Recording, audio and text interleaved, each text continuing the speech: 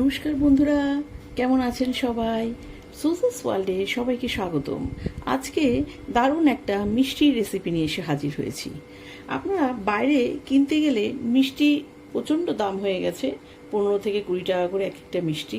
10 piece মিষ্টি কিনতে গেলে আপনার 150 থেকে 200 টাকা লাগে, কিন্তু বাড়িতে 40 থেকে 50 টাকা খরচ করে অনায়াসে 10 পিস মিষ্টি তৈরি করে নেওয়া যায়। আর বাড়িতে রোজকার রুটিনে বাচ্চারা মেয়েরা বেশিরভাগ সময় রুটি খেতে গেলে মিষ্টি লাগে, তো সেজন্য আর আমার তো লাগেই মিষ্টি একটু, সেজন্য আমি আজকে মিষ্টি রেসিপি নিয়ে এসে হাজির হয়েছি। তো ঘরে তৈরি লাড্ডু।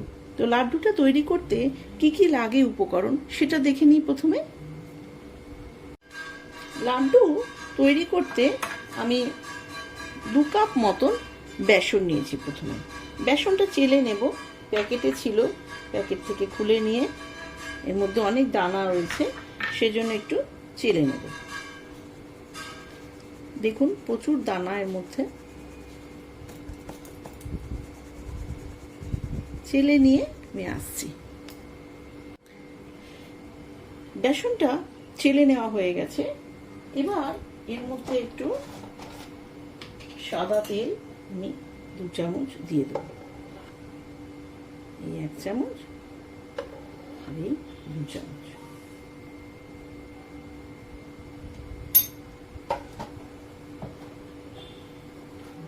আর একটু যত সামান্য নুন, জাস্ট আপনার 2 চিমটে মতন। এটাকে ভালোভাবে মিশিয়ে নিতে হবে।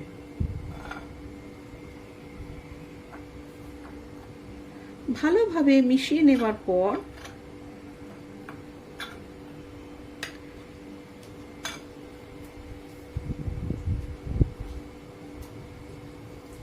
নরমাল জল দিয়ে এটাকে একটা পাতলা ব্যাটার তৈরি করে নিতে হবে।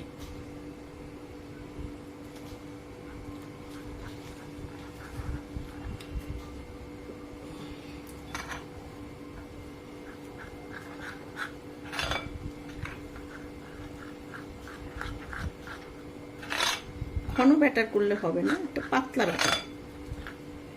একটু ঘন হয়ে গেছে।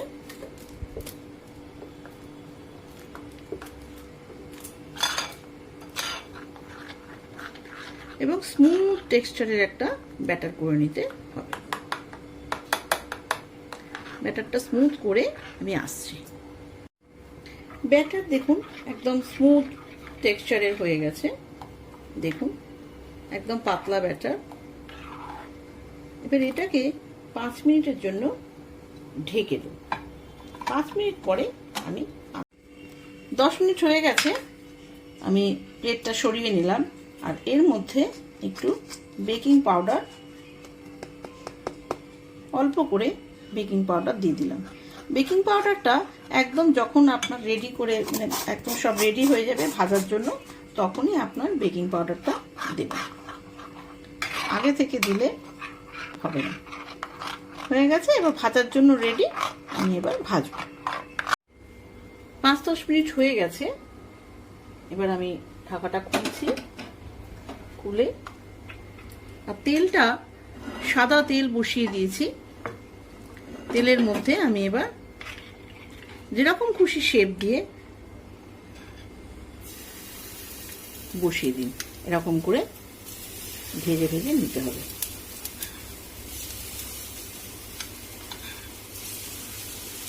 পাতলা, একদম হালকা পাতলা ব্যাটার তৈরি করে এরকম করে ভেজে নেবেন। দেখুন গোল্ডেন কালার হয়ে গেছে। হালকা গোল্ডেন কালার রং ধরলেই নামিয়ে নিতে হবে। তো সেজন্য গোল্ডেন কালার রং হয়ে গেছে। আমি এগুলো যেগুলো হয়ে গেছে সেগুলো নামিয়ে দিচ্ছি। গোল্ডেন কালার হয়ে গেছে। আবারও এগুলো আস্তে আস্তে নামিয়ে দেবো। জাস্ট কালার ধরলেই এগুলো নামিয়ে নিতে হবে। পুরো ভাজা কমপ্লিট। দেখুন গোল্ডেন কালারের করে নিয়েছি। প্রত্যেকটা গোল্ডেন কালার দেখুন, এরকম গোল্ডেন কালার হলেই নামিয়ে নেবেন। এবং মচমচে হয়ে গেছে। দেখুন এগুলো সব এরকম ভেঙে ভেঙে নিতে হবে। প্রত্যেকটা এরকম ভেঙে ভেঙে টুকরো টুকরো করে মিক্সিতে গুঁড়ো করতে হবে। তা চলুন নেক্সট প্রসেস, মিক্সিতে গুঁড়ো করি। মিক্সার বসিয়ে দিয়েছি। এবার এর মধ্যে ভেঙে ভেঙে যে বড়াগুলো ভেজে রেখেছি এগুলো দিয়ে দিতে হবে।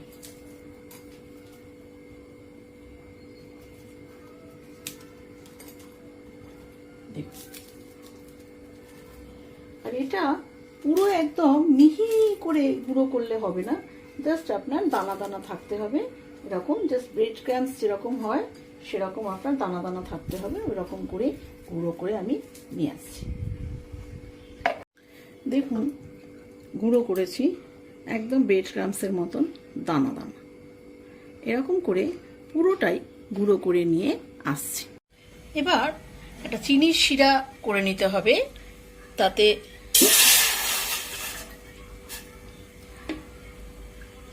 দু বাটি মতন জল দিয়েছি। যেহেতু এই বাটিটার মেজারমেন্ট করেছি সেজন্য এটার 2 বাটি জল দিয়েছি। জলের মধ্যে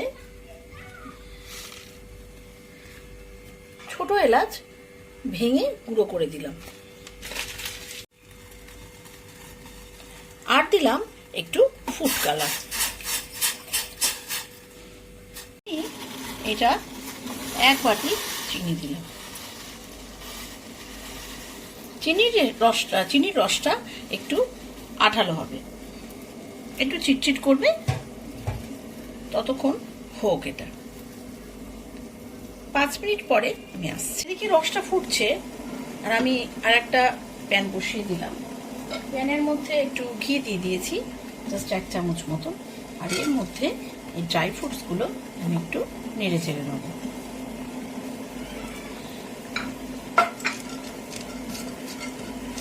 শেড হয়ে গেছে, এবার এটা নামিয়ে নিচ্ছি। এদিকে রসটা কমপ্লিট, এই প্যানটাতে রসটা ঢেলে দিচ্ছি।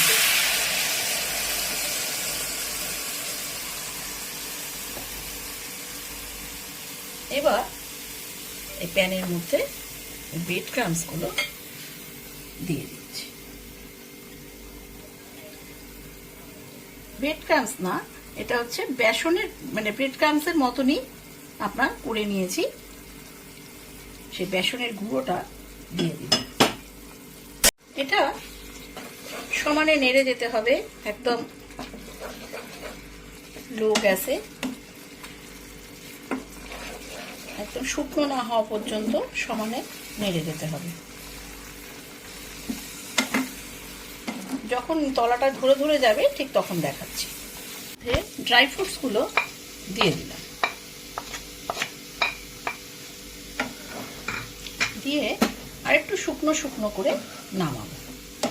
শুকনো হয়ে গেছে, এবার এটা নামিয়ে নিলাম। এবার ওই বেসনের আপনার এটা নামিয়ে নিলাম। এবার এর মধ্যে ঘি দিয়ে দিচ্ছি 2 চামচ মতন।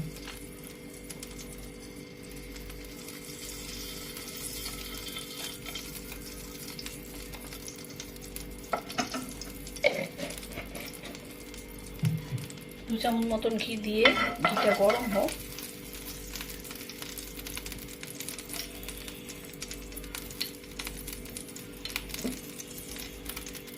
এবার গরম হয়ে গেছে, এবার এই ভেজে রাখা যে বেসনের এটা ছিল সেটা আবারও ঘিতে দিয়ে দিলাম।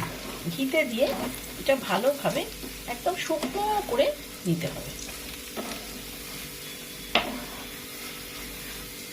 ভালো করে নেড়ে চেড়ে, যাতে মিডিয়াম গ্যাসে করবেন, নাহলে ধরে যাবে।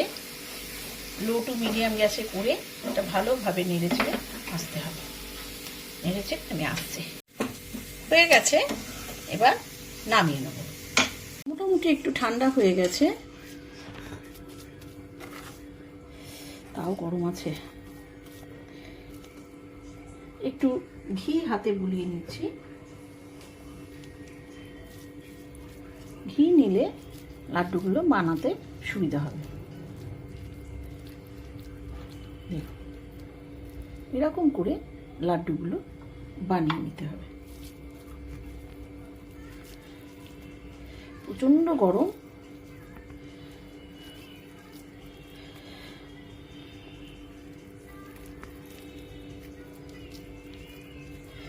দেখুন এরকমভাবে পুরো দেখুন কি সুন্দর লাগছে পুরো। কখনো বাড়িতে এরকম করে আর দেখবেন খেয়ে। যারা বাড়িতে আসবে নিমন্ত্রণ করবেন, আগে থেকে আপনি জানলে এরকম লাড্ডু করে রাখবেন আর খাওয়াবেন আত্মীয়দের, আত্মীয় বন্ধু বান্ধব তাদের খাওয়াবেন, তারা আপনার প্রশংসা না করে পারবে না। একদম দোকানের থেকেও সেরা লাড্ডু। এই লাড্ডু দোকানেও পাওয়া যাবে না, এত সুন্দর টেস্টি লাড্ডু।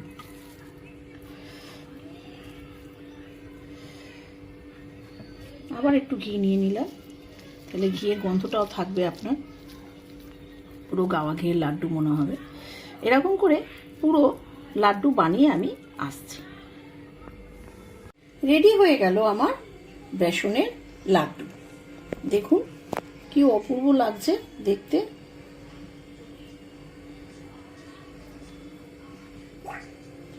এভাবেই আপনারা বাড়িতে বন্ধু বান্ধব আত্মীয় স্বজন এলে বাইরে থেকে মিষ্টি না কিনে অনায়াসেই বানাতে পারেন এই ধরনের বেসনের লাড্ডু। আর খরচ খুব যৎসামান্য, বাড়িতে থাকা অ্যাভেলেবেল জিনিস দিয়ে তৈরি করতে পারেন।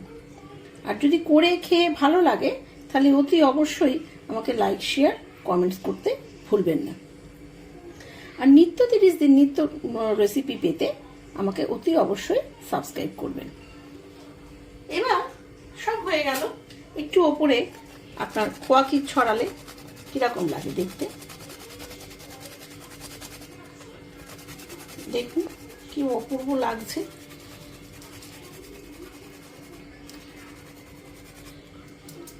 এভাবে বানিয়ে ফেলুন এই ধরনের খুব সহজ রেসিপি। আজ এখানেই শেষ করছি। ভিডিওটা ভালো লাগলে লাইক শেয়ার কমেন্টস সাবস্ক্রাইব অবশ্যই করবেন। আর ভালো থাকবেন, সুস্থ থাকবেন। আবার অন্য কোনো দিন অন্য কোনো রেসিপি নিয়ে এসে হাজির হব। নমস্কার।